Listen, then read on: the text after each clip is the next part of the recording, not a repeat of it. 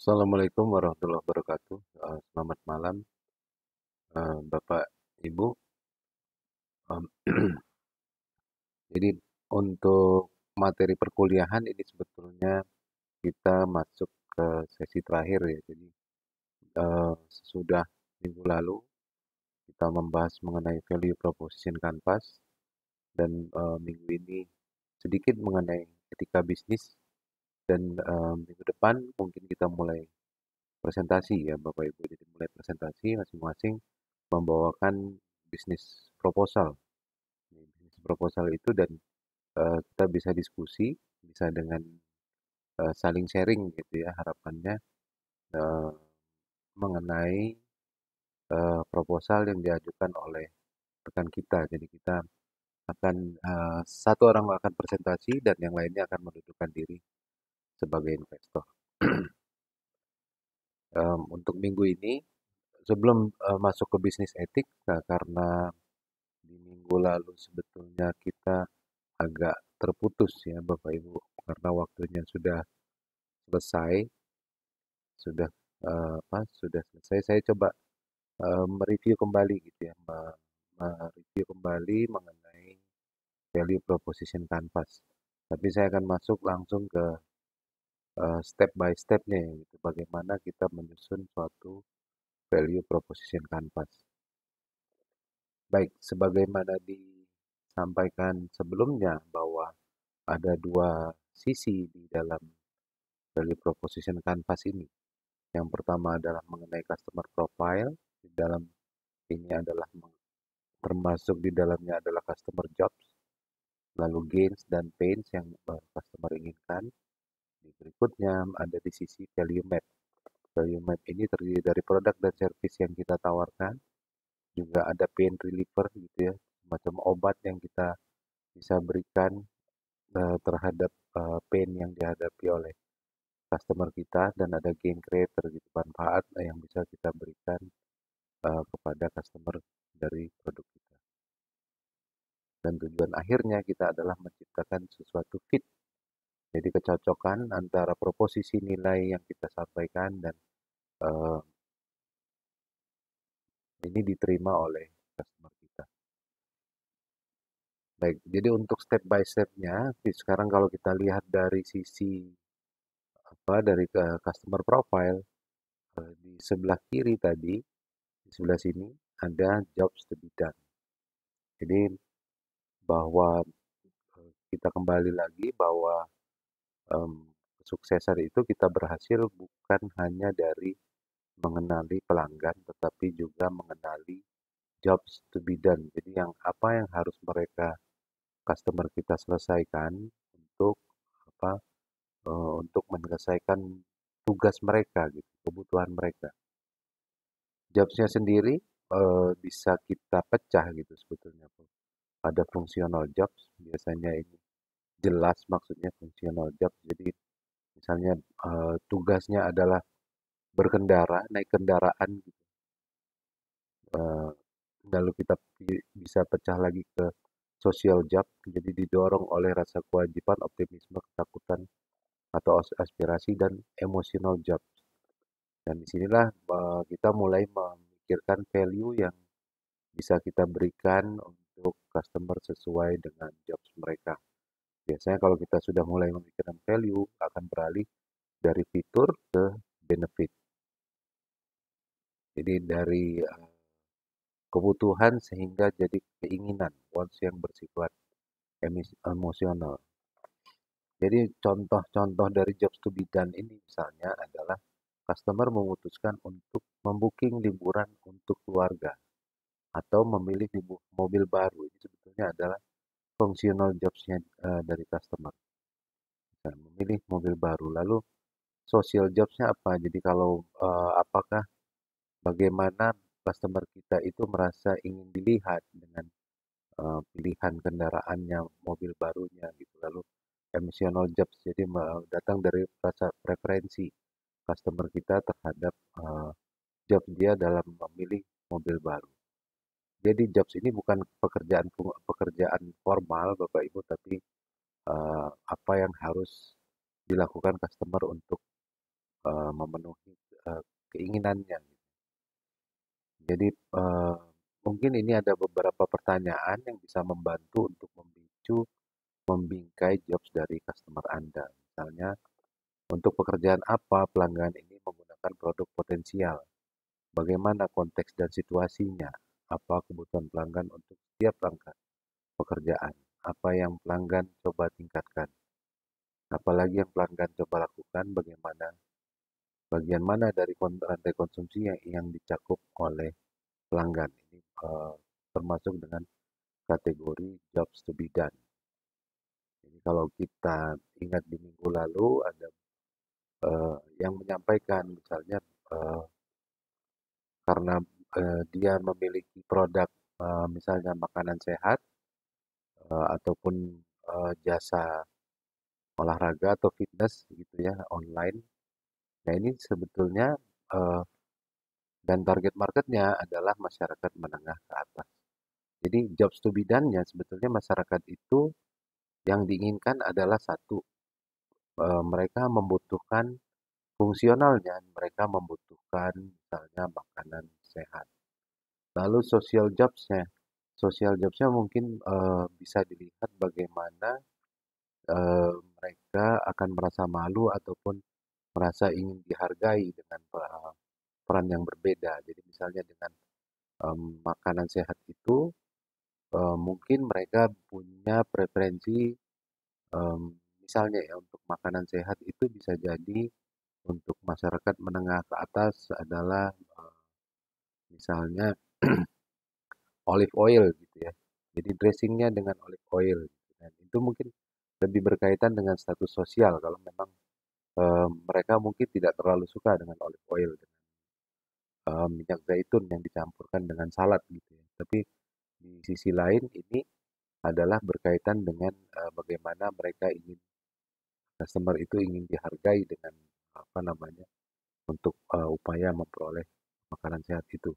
Lalu sisi emosionalnya adalah oh ternyata makanan ini disukai gitu, dan eh, mungkin juga tidak disukai gitu. Jadi apa yang fitur apa yang bisa kita tambahkan sebetulnya dengan eh, apa yang kita ingin tambahkan, apa yang ingin kita coba tingkatkan dengan makanan sehat itu gitu dalam kaitan antara preferensi rasa suka dan tidak suka gitu ya. Nah, jadi mungkin dari sisi social jobs-nya mereka lebih menyukai bila menggunakan olive oil, tapi dari sisi rasa mungkin mereka tidak suka dengan olive oil, tapi lebih cenderung menggunakan dressing yang lain. Nah, ini yang perlu kita pikirkan jobs to be done dia dalam rangka meraih makanan sehat.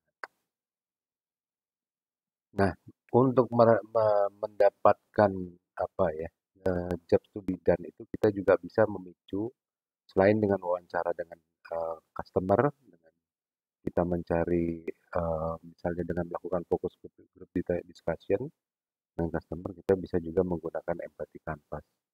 Jadi empathy canvas ini kita mulai dengan pertanyaan-pertanyaan basic sebetulnya. Pertama misalnya, kepada siapa kita berempati? Yang kedua, apa yang eh, harus mereka lakukan? Jadi siapa orang ini yang kita perlu pahami dan bagaimana dengan situasi yang dihadapinya? Jadi misalnya siapa yang kita ingin berempati? Ini adalah masyarakat menengah ke atas. Apa yang perlu mereka lakukan? Mereka memerlukan makanan sehat. Jadi bagaimana situasinya? Oh, situasinya mereka ingin memerlukan makanan itu tersedia rutin di rumah tanpa perlu harus em, menjangkau atau membeli sendiri ke supermarket yang memerlukan waktu. Apa yang mereka lihat? Jadi apakah mereka bisa melihat produk makanan sehat itu di marketplace dalam lingkungan sekitar dia? Apakah di kelas menengah atas tadi itu di lingkungannya sudah bisa menyediakan apa namanya makanan sehat itu secara cepat gitu ya. Lalu bagaimana pendapat dengan orang lain dan apa yang customer kita itu baca, apa yang customer kita itu lihat. Lalu what do they say? Apa yang mereka katakan? Apakah kita mendengar apa yang mereka katakan mengenai makanan sehat? Apakah kita bisa membayangkan apa yang mereka katakan? Lalu what do they do? Apa yang mereka lakukan? Eh, Perilaku apa yang bisa kita observasi? Jadi terkait dengan makanan sehat tadi, apakah ada perilaku tertentu spesifik yang bisa kita observasi? Lalu what do they hear? Apa yang mereka dengar? Apa yang jadi pendapat dari orang lain? Dan ini bisa banyak sekali variabel-variabel yang bisa kita kumpulkan untuk menentukan ada gains dan pains. Gainsnya adalah what are their wants, apa yang mereka inginkan, apa yang mereka butuhkan, apa yang mereka harapkan, apa yang mereka impikan. Ini kesimpulan dari 6 variabel lainnya gitu ya, gainsnya itu. Apa yang mereka inginkan? Mereka menginginkan makanan sehat eh, eh, untuk kalangan menengah atas, misalnya dengan dressingnya menggunakan olive oil, gitu ya. Dan mungkin dengan apa dreams mereka mungkin diterima dengan kemasan yang sangat baik. Gitu. Apa yang mereka impikan bahwa makanan itu bisa cepat mereka terima dan secara berkala. eh, dan hopes-nya yang lain, apakah hopes yang lain dari sisi gain, oh ternyata salad yang kita sajikan itu bervariasi dan berubah-ubah. Tekstur dari salad itu, misalnya dari salad makanan sehat itu berubah-ubah juga. Jadi dari sisi rasa, dari sisi tekstur, kaya dari sisi rasa dan sisi tekstur. Mungkin ini akan menjawab gains yang mereka harapkan. Karena ada gains yang sifatnya unexpected gitu. Jadi, oh ternyata teksturnya bagus sekali gitu dan mereka tidak mengharapkan sebetulnya tidak mengharapkan tekstur itu gitu, tapi kita mengenali dari empathy canvas ini kalau kita bisa memberikan tekstur makanan sehat yang berbeda yang mudah di, di apa di dinikmati dan rasanya enak untuk lidah customer ini mungkin itu akan menjadi nilai tambah lebih yang menjadi gains bagi bagi customer kita. Lalu pains-nya apakah ini kita bisa memberikan solusi terhadap pains mereka. Jadi yang kita lihat di sini adalah apakah apa ketakutan, frustasi dan kekhawatiran mereka. Misalnya dari makanan sehat itu, salad dressing itu, mungkin mereka khawatir bahwa ini akan menyebabkan sakit perut misalnya. Lalu dan mungkin mereka khawatir, oh ini makanan ini biasanya tidak mengenyangkan. Jadi dan mungkin mereka akan merasakan bahwa oh ternyata biasanya makanan seperti ini eh, rasanya itu hambar mungkin dan mungkin kita bisa menyediakan solusi terhadap pains dan gain dalam rangka mereka memperoleh makanan sehat cepat saji yang dibutuhkan. Nah, jadi ada perbedaan antara gain dan pain. Nah, ini ada poinnya di sini bahwa gain itu sebetulnya lebih sulit kita temukan daripada pain. Kalau pain ini adalah dari proses yang sifatnya lebih negatif gitu ya, oleh fungsi hambatan yang lebih sifatnya negatif. Misalnya untuk eh, makanan sehat itu cenderung eh, cenderung sulit diperoleh gitu ya secara langsung dan relatif sedikit penjualnya di kota mereka. Gitu. Dan kalaupun mereka harus order dari marketplace, mungkin kondisinya waktu diterima makanan itu sudah tidak segar lagi. Sementara mereka mengharapkan makanan itu tetap segar waktu diterima. Nah, itu mungkin jadi pains yang mereka hadapi. Tapi kita bisa memberikan gains. Gains itu eh, perlu digambarkan lagi bahwa ini adalah hasil manfaat yang mereka terima yang mungkin tidak diekspektasikan sebelumnya. Jadi misalnya, dari makanan sehat itu, oh ternyata menu kalau mereka berlangganan itu sifatnya, berubah-ubah, rasanya enak dan, teksturnya juga, eee, bisa diterima oleh, apa namanya, oleh konsumen. Juga, misalnya juga menggunakan kemasan baru, juga bisa kita menggunakan selain kemasan yang baik, mungkin kita bisa menambahkan sesuatu yang memberikan tambahan manfaat kepada, customer.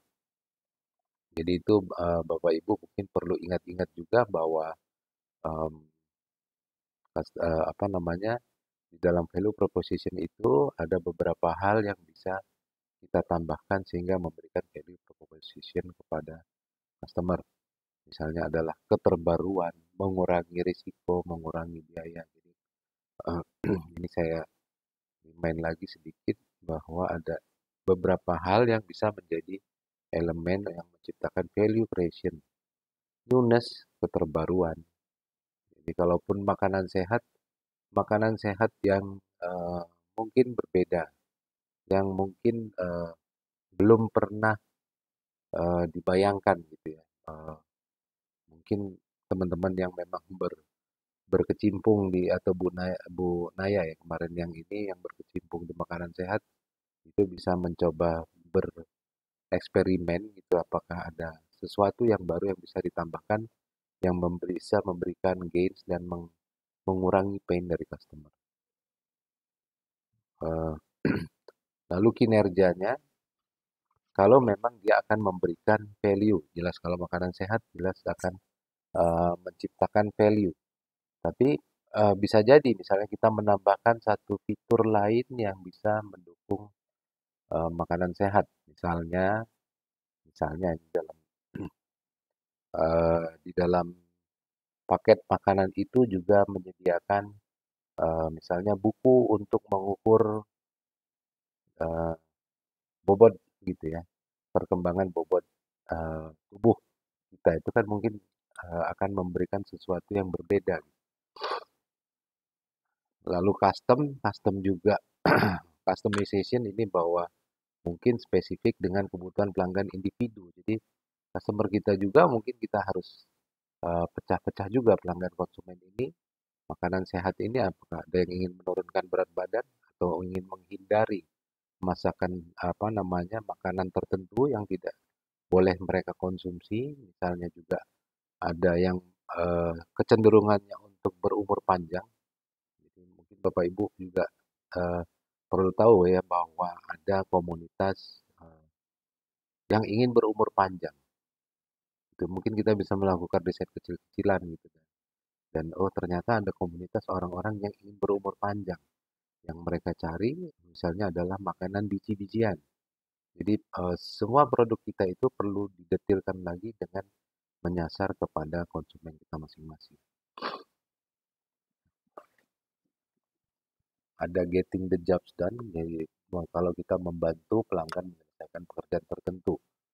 Desain, jadi packaging yang baik, brand atau status, gitu ya, dan brand atau status mungkin bisa di campaign juga makanan sehat itu dengan di endorse oleh pesohor atau artis gitu yang terkenal yang menandatangani gitu ya. Jadi ada kartu ucapan misalnya dari pesohor dari itu untuk di setiap paket kiriman yang diberikan.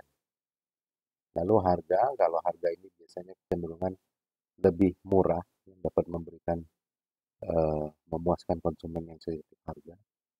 Pengurangan biaya dengan makanan sehat ini kita bisa menjelaskan bahwa ini akan mengurangi biaya menjaga eh, mengobati gitu ya, daripada menjaga kesehatan. Lalu mengurangi risiko sakit, lalu akses. Jadi kalau makanan sehat ini misalnya kita bisa berikan akses yang lebih cepat gitu, yang selama ini sulit diakses oleh customer dan bisa memberikan value. Bisa jadi kita misalnya menggunakan bekerja sama untuk channelnya diperluas misalnya dengan toko-toko tertentu sehingga customer bisa mengakses produk itu titik-titik tertentu gitu ya. Mereka bisa menjemput di titik-titik tertentu. Lalu kenyamanan lebih nyaman digunakan sehingga bisa memberikan value. Misalnya packagingnya selain menarik juga mudah untuk apa namanya untuk digunakan. Itu terkait dengan jobs to be done dan empathy. Lalu gain. Oh ya, ini tadi gain juga sudah, gain dan pain. Nah, ini beberapa pertanyaan Bapak Ibu. Penghematan apa yang membuat pelanggan kita senang? Apakah dari sisi waktu, dari sisi uang, dari sisi usaha untuk mendapatkan makanan sehat. Lalu apa hasil yang ingin mereka harapkan gitu ya, dengan ingin melampaui gitu misalnya dengan kualitasnya makanan yang lebih bagus gitu ya. Dengan misalnya mengurangi makanan-makanan tertentu, lalu apa solusi yang disukai pelanggan? Misalnya ada fitur khusus, misalnya di dalam packagingnya tadi saya sebutkan juga termasuk buku untuk mengendalikan eh, ukuran berat badan. Lalu, lalu apa yang membuat pekerjaan pelanggan kita itu menjadi lebih murah? Apa konsekuensi sosial yang positif yang diinginkan oleh customer? Apa yang mereka cari? Apa yang mereka impikan? Misalnya mereka mengimpikan berat badan yang proporsional dan sehat gitu kan. Nah, mungkin lebih dari itu ya. Lebih dari itu yang mereka ingin sebetulnya bukan hanya berat badan yang proporsional dan sehat gitu ya, tapi mungkin mereka customer kita mungkin menginginkan penampilan yang lebih baik gitu kan. Kita bisa mencontoh misalnya dengan menggunakan artis atau pesohor gitu ya yang selama ini memang dikenal dengan konsumen dari makanan sehat dan itu mungkin sedikit sedikit penjelasan atau komentar dari artis tersebut bisa berpengaruh kepada pelanggan kita. Jadi mereka akan merasa terkoneksi lebih baik gitu ya dengan tujuan mereka. Lalu bagaimana mereka mengukur sukses atau gagal dan apa yang bisa meningkatkan kemungkinan mereka mengadopsi solusi. Nah, pain ini. Lalu berikutnya pain ini adalah tadi eh, bagaimana hal itu kadang-kadang tidak disadari dan mereka menghadapi bahwa hal ini harus dilakukan. Tapi kalau kita bisa memberikan solusi yang lebih baik, itu akan menjadi pain reliever bagi mereka. Ada beberapa pertanyaan juga yang bisa membangkitkan kita untuk memahami pain dari customer. Yang pertama, apakah yang menurut pelanggan kita boros dari sisi waktu, biaya, uang, maupun upaya yang lebih besar? Apa yang membuat pelanggan merasa jelek, frustasi, atau gangguan hal lain yang memberikan mereka kesakitan? Lalu apa kinerja buruk yang dirasakan oleh pelanggan? Oh, misalnya selama ini saya kalau dapat makanan sehat itu selalu tidak fresh kondisinya. Itu mungkin jadi kinerja buruk dan kita bisa memberikan solusi. Lalu apa kesulitan tantangan utama? Oh, ternyata penyedia makanan sehat itu menunya cenderung tidak variatif gitu. Jadi itu jadi tantangan gitu. Itu tantangan itu akan menjadi pain bagi mereka. Apa konsekuensi sosial negatif yang ditakuti oleh mereka? Apa risiko yang mereka takuti? Dan apa yang buat mereka khawatir walaupun itu di malam hari. Mungkin dengan makanan sehat mereka khawatir lapar gitu, lapar kalau di malam hari sehingga mereka harus mengkonsumsi lebih banyak di malam hari. Apa kesalahan umum yang paling sering dilakukan? Oh, ternyata pemahaman mereka terhadap makanan sehat itu kurang gitu loh. Dan ini kita bisa memberikan edukasi terhadap customer. Nah, ini sedangkan produknya, produk dan servisnya itu bisa bersifat tangible, intangible, digital, dan finansial. Tangible ini produk fisik yang bisa kita pegang. Intangible ini misalnya adalah produk yang mendukung, layanan yang mendukung produk kita, misalnya adanya pelatihan, dukungan after sales service gitu, intangible. Lalu digital, produk ini juga bisa bersifat digital, dan finansial seperti dana investasi, asuransi.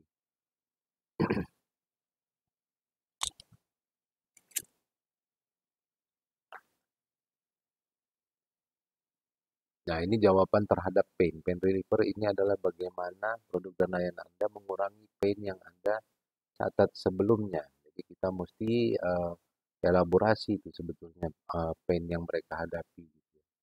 Dan bagaimana produk kita itu bisa mengurangi pain yang mereka hadapi.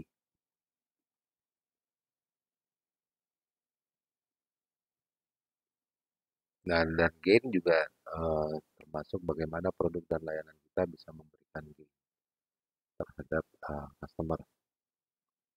Lalu ini akan kita mapping gitu ya. Jadi antara customer job sama produksi dan service, pain dengan pain reliever, gain dengan gain creator. Jadi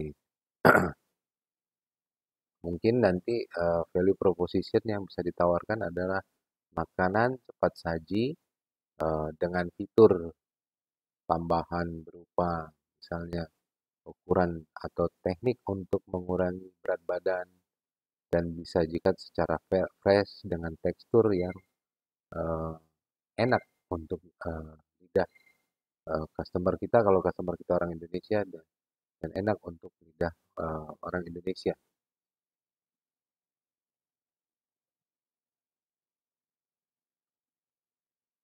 Ini contoh kemarin untuk value proposition canvas dari Tesla. Kalau kita lihat jobs to be done-nya, Tesla ini produsen kendaraan listrik ya, dengan marketnya adalah upper middle class, laki-laki dan penghasilan 100.000 US, di atas 100.000 US eh, per tahun. Jadi kalau kita lihat jobs to be done-nya adalah mereka menggunakan kendaraan untuk terlihat berbeda dari yang lain, secara kadang-kadang melakukan perjalanan jarak jauh dan bisa memunculkan image kesuksesan, dan mereka membutuhkan untuk juga untuk kebutuhan kerja, pergi kerja sehari-hari di dalam kota dan bersifat personal gitu ya. Jadi bukan bersifat massal. Kita lihat dulu pains-nya. Pains yang mereka hadapi adalah bahwa satu, untuk kendaraan listrik ini misalnya adalah jarang untuk charging stationnya. Jadi stasiun pompa, stasiun pengisian listrik gitu ya, pengisian baterai itu masih terlalu sedikit. Lalu pains-nya itu adalah lainnya adalah melakukan charging yang berulang-ulang. Lalu ketakutan baterainya akan cepat habis gitu ya. Lalu juga ketakutan mereka yang lain adalah kecelakaan gitu ya, kecelakaan. Sementara dari sisi gains-nya, mereka mengharapkan satu high safety rating, rating keselamatan yang tinggi, menggunakan teknologi baterai yang terkini, range perjalanannya 250 sampai 400 km dengan seating 4 sampai 7 orang, dengan brand yang dikenal dan performa seperti mobil kendaraan sport gitu. Desain yang bagus, dan mereka mengharapkan gauge lainnya adalah pengakuan gitu ya, pengakuan dari teman-teman. Nah, ini kalau kita lihat dari sisi produknya Tesla. Satu, mereka mempunyai produk eh, dengan garansi baterai selama 8 tahun. Lalu memiliki beberapa option ya, memiliki model X dan model S. Model X, model 3 dan model S. Pain reliever-nya yang mereka berikan gitu ya. Mereka berikan adalah Tesla juga mendirikan charging network, jadi jaringan untuk mencas baterai. Dan ini bisa menjawab pain yang dihadapi, yaitu ketakutan baterainya cepat habis. Lalu juga ketakutan mengenai sedikitnya stasiun untuk mencharge. Jadi Tesla pun menyediakan jaringan charging gitu ya, dan seatingnya mereka memiliki penawaran 5 plus 2 seating. Jadi 5 plus 2 kursi, 5 plus 2 bisa sampai dengan 7, dan ini gain yang mereka harapkan. Lalu chargingnya bisa dilakukan eh, dengan 45 sampai 90 km per jam.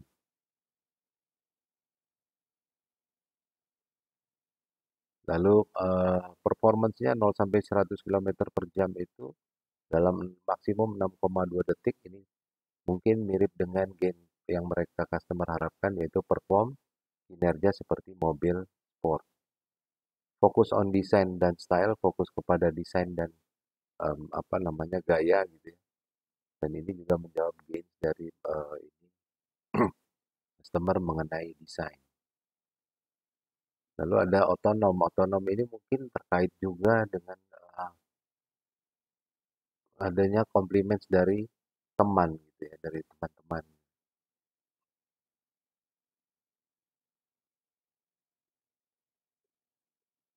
Dan ini yang akhirnya menciptakan fit bagi value proposition dari Tesla.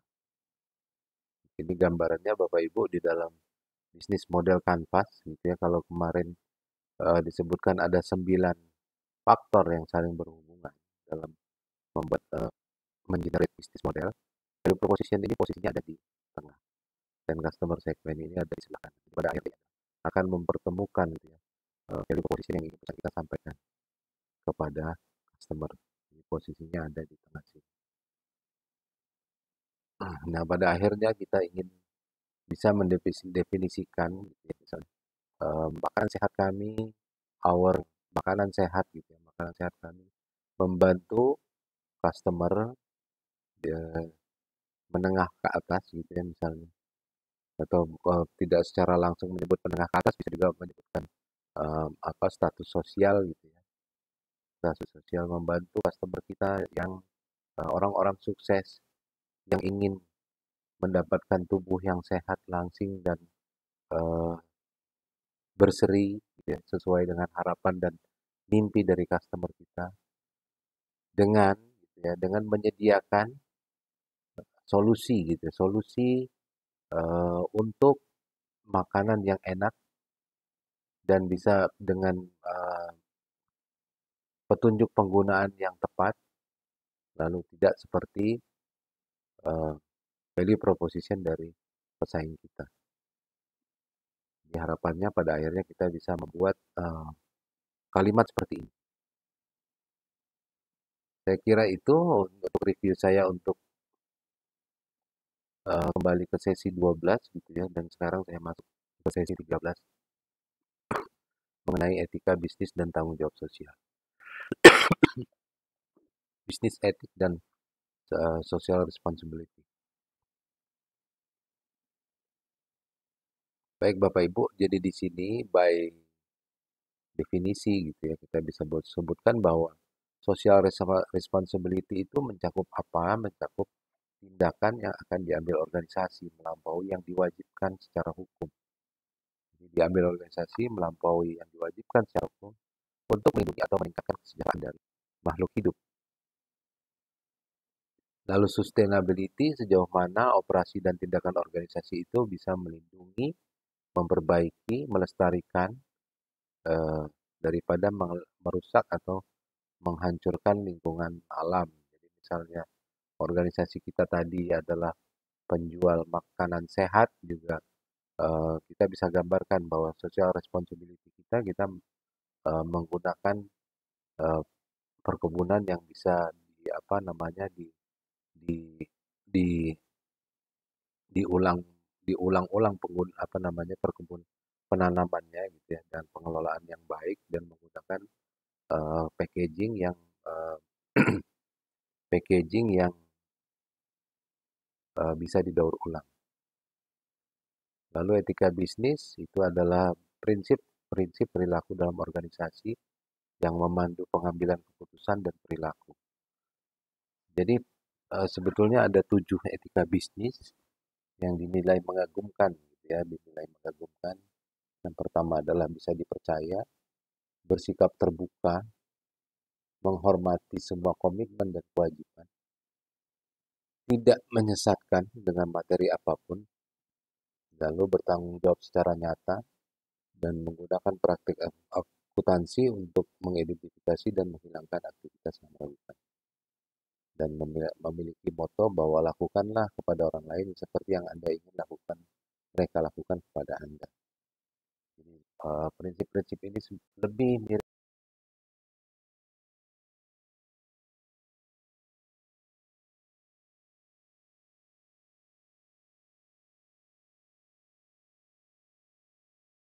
dengan prinsip-prinsip di makhluk hidup gitu ya dalam etika bisnis.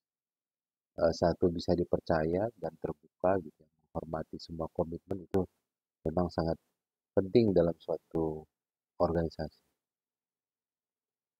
Eh, kode etik bisnis ini harusnya bisa dibaca, bisa dipahami, dipercaya dan diingat. Jadi mungkin dalam organisasi juga perlu dilakukan workshop ya berkala untuk membuat orang-orang peka terhadap keadaan tempat kerja di mana masalah etik itu mungkin muncul. Di dalam organisasi juga bisa dikenal apa namanya kode untuk melakukan whistleblowing.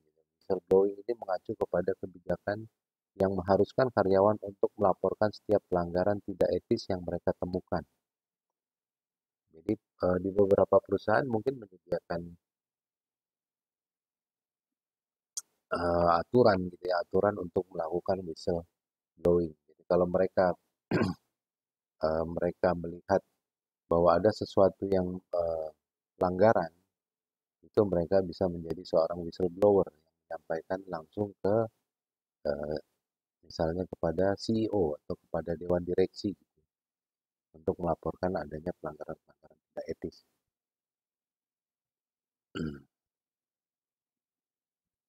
Jadi message sebetulnya dimulainya dari mana? Mulainya dari CEO-nya sendiri. Ya, menekankan praktik bisnisnya harus etis dan melakukan pengembangan pembahasan kode etik serta prosedur untuk mendiskusikan atau melakukan perilaku yang tidak etis.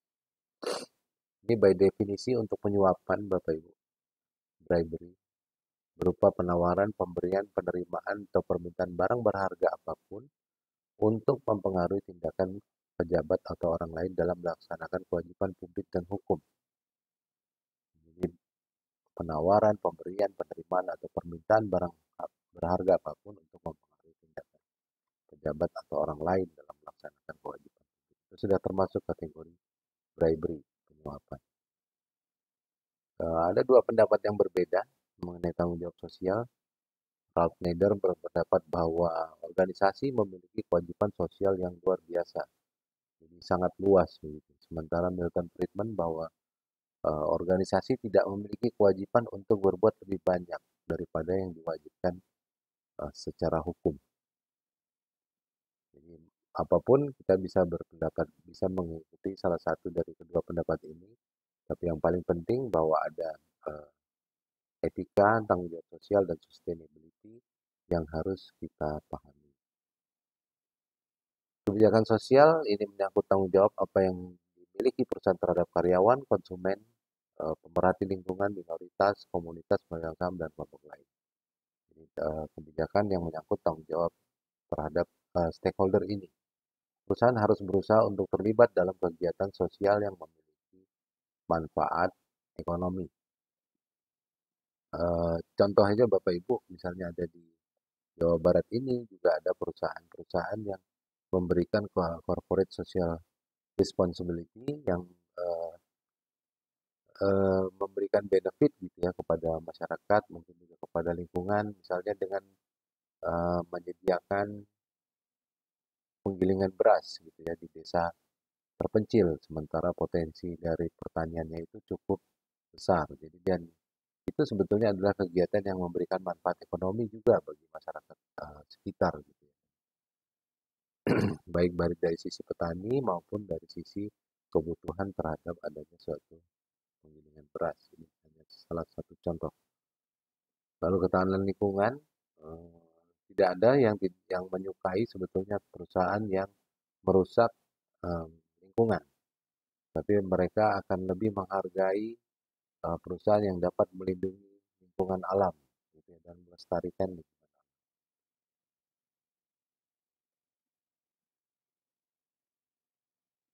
Lingkungan ini strateginya bisa mencakup adalah mengembangkan atau mengakuisisi bisnis hijau, green business.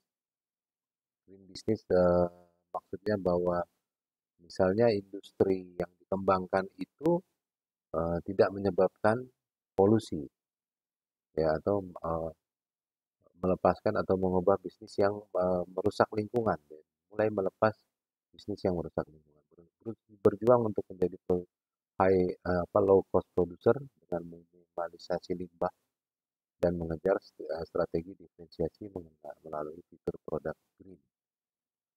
Jadi green economy ini sudah dimulai sebetulnya Bapak Ibu, sudah beberapa uh, periode yang lalu gitu ya, sudah dimulai dikampanyekan. Jadi perusahaan itu berusaha membiayai sektor-sektor misalnya, atau mengembangkan bisnisnya itu dengan mempertimbangkan uh, lingkungan yang hijau yang mereka bisa hasilkan. Lalu mengapa perusahaan kita itu harus memilih green gitu? Sebetulnya permintaan akan produk dan kemasan yang aman bagi lingkungan itu cukup tinggi. Lalu opini publik menuntut perusahaan menjalankan bisnis dengan melestarikan lingkungan alam. Lalu juga adanya kelompok advokasi lingkungan yang akan menjaga perusahaan kita gitu, yang akan menginformasikan atau uh, dengan anggotanya yang cukup banyak gitu, yang akan mengingatkan perusahaan untuk bertindak untuk secara green melindungi lingkungan. Lalu peraturan lingkungan mungkin berubah dengan cepat. Lebih banyak pemberi pinjaman atau kreditur yang memeriksa kewajiban lingkungan perusahaan yang sedang mencari pinjaman. Banyak konsumen, pemasok, distributor, dan investor menghindari berbisnis dengan perusahaan yang lemah terhadap lingkungan. Juga tuntutan tanggung jawab dan denda terhadap perusahaan yang memiliki masalah lingkungan sedang meningkat. Kebijakannya bagaimana? Kebijakannya haruslah proaktif dan bukan reaktif. Jadi memandang tekanan lingkungan sebagai peluang dan mencakup tindakan untuk mengembangkan produk yang dan paket yang ramah lingkungan, menghemat energi, mengurangi limbah, mendaur ulang, dan menciptakan budaya perusahaan yang peka terhadap lingkungan. Lalu ini adalah sertifikasinya Bapak Ibu, ada ISO 14000 atau di keluarga standar ISO 14000 atau 14001. Ini menyangkut sejauh mana perusahaan meminimalkan efek berbahaya pada lingkungan yang disebabkan oleh aktivitasnya sendiri dan memantau meningkatkan kinerja lingkungannya sendiri. Ini adalah standarnya yang diadopsi oleh ribuan perusahaan di dunia, menyatakan bahwa konstituen mereka menjalankan bisnis dengan cara yang ramah lingkungan. Dan sebetulnya ada permintaan gitu ya, ada permintaan terkait environmental management sistem manajemen lingkungan. Jadi untuk menunjukkan komitmen perusahaan gitu ya, terhadap pencegahan polusi, peningkatan lingkungan, kepatuhan terhadap persyaratan undang-undang. Jadi perusahaan perlu mengidentifikasi semua aspek yang berkaitan dengan hal-hal tersebut. Lalu kita tetapkan tujuan dan target kinerja untuk kebijakan pencegahan polusi, perbaikan dan kelanjutan, juga kepatuhan. Uh, Memenuhi tujuan lingkungan yang mencakup pelatihan karyawan, menetapkan instruksi, dan melakukan operasi audit IMS juga. Ini juga ini di IMS, dan akan dilakukan tindakan korektif kalau terjadi penyimpangan dari IMS. Baik, saya kira cukup Bapak Ibu untuk minggu ini, dan minggu depan kita akan mulai ini ya, presentasi dari apa namanya proposal bisnis Bapak Ibu masing-masing.